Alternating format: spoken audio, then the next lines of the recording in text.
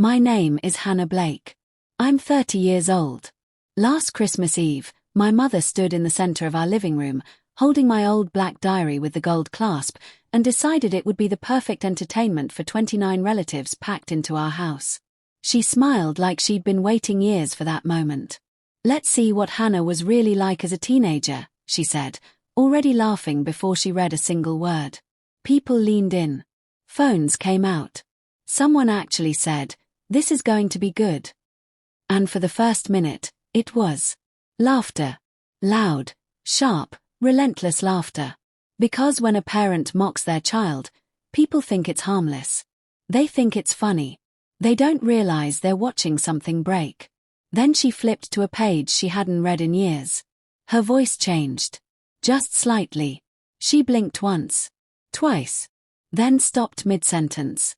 My uncle dropped his glass. It shattered on the floor. No one moved. 9 seconds of silence. Heavy. Suffocating. And in that silence, everything started to fall apart. Because what my mother didn't know, what she couldn't have known, was that buried in that diary was proof of something she had spent 14 years trying to erase. And by reading it out loud, she didn't humiliate me. She exposed herself. Before I tell you what happened next, take a second to like this video, subscribe, and comment below. Have you ever had someone try to embarrass you, only for it to backfire on them? I read every comment. Now let me take you back. Christmas at our house was never about warmth. It was about control. My mom orchestrated everything. The seating. The conversations. Even the laughter. My younger sister Chloe was her favorite. Always had been. Straight A student. Cheer captain. The kind of daughter my mom could show off. Me. I was the phase. The difficult one. The one she'd joke about in front of people to make herself look patient. By the time I was 16, I'd stopped defending myself. It was easier to just let her tell the story. That year, Christmas Eve was bigger than usual. 29 people. Aunts, uncles, cousins, neighbors who felt like family.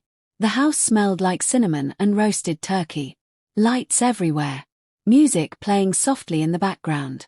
It looked perfect. It always did. I arrived late with my fiancé, Mark. We'd driven 3 hours in near silence. Not because we were fighting. Because we both knew what we were walking into. "We can leave early," he said as we parked. 2 hours. That's it. I nodded. 2 hours. That was the deal. We walked in. My mom spotted us immediately. "Hannah, you made it." "Mark, you look handsome as always." "Hannah, sweetheart, are you still wearing that coat? It's a little outdated, don't you think?" First comment. I didn't respond. I just smiled.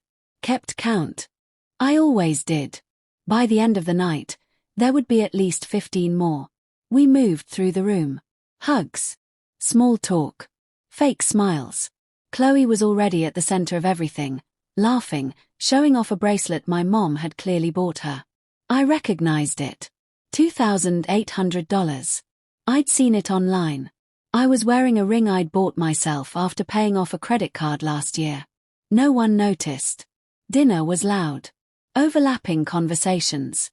Plates clinking. My mom kept interrupting me every time I spoke. Correcting me. Rephrasing my words like I couldn't express myself properly. Mark squeezed my knee under the table. Grounding. I focused on that. After dinner, people moved into the living room. Dessert. Coffee. That's when my mom disappeared upstairs. I didn't think much of it. Until she came back down holding that diary. Black leather. Gold clasp. Slight crack on the spine. My stomach dropped instantly. I hadn't seen it in over a decade. I'd hidden it in the back of my closet the summer before college. The same summer everything changed. "Look what I found," she said, holding it up like a trophy. My chest tightened. "Mom, don't." I said it quietly. Almost calmly. She ignored me. Of course she did. "Oh, come on," she laughed. "It's just for fun." She opened it. Sat down in the center chair like she was about to perform. "Dear Diary," she read in a mocking tone. Today I think everyone secretly hates me. Laughter. Immediate. Loud. My cousin Jake nearly spilled his drink. Some things never change, someone joked.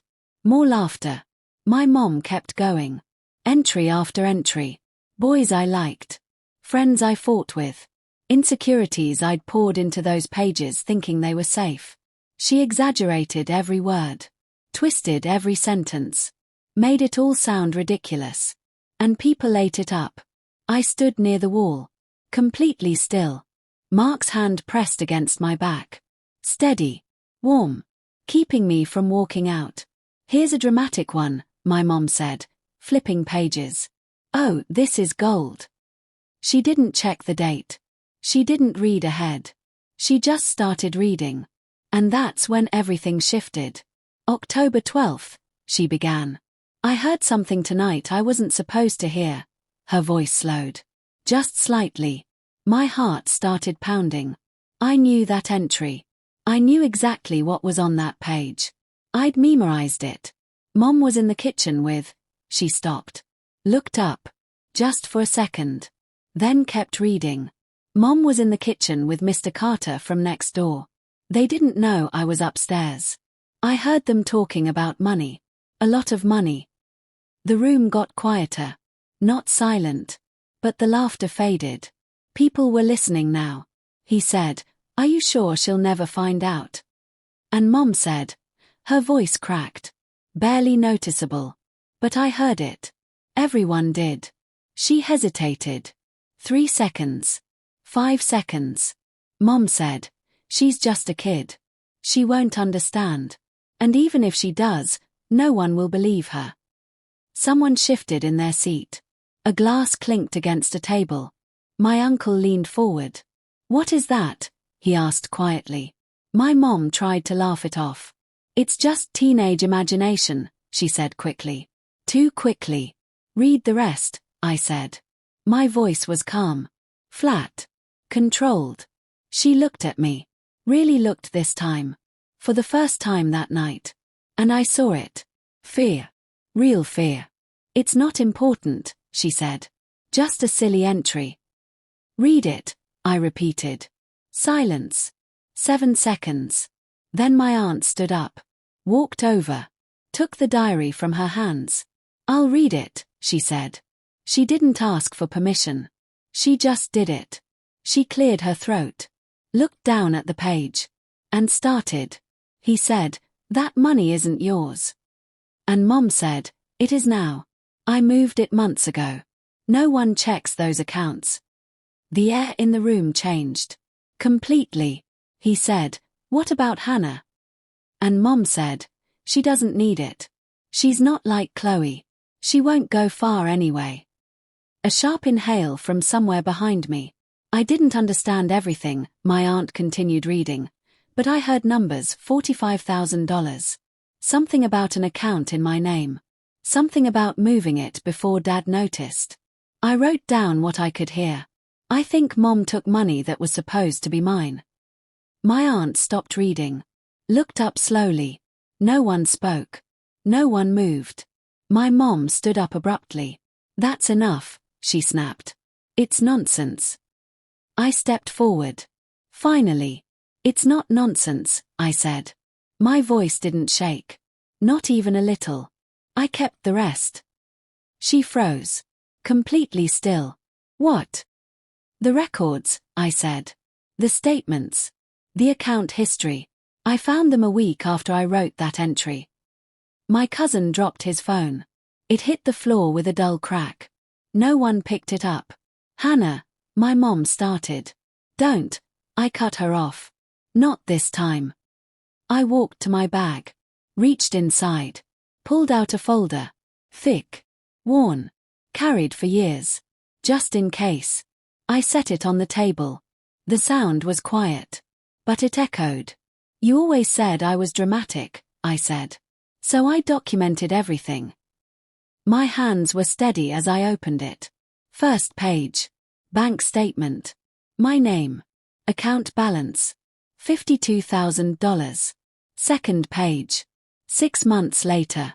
$7,400. Third page. Transfer logs. Highlighted. Dates circled. Notes in my handwriting. You took $44,600, I said. Over 8 months. Someone whispered, "Oh my God." My mom shook her head. "That's not. You transferred it to an account under Chloe's name," I continued. "I traced it." My sister stood up suddenly. "What are you talking about?" she said. Her voice was shaking. "Mom." No answer. Just silence. Thick and crushing. "You paid for her private school," I said.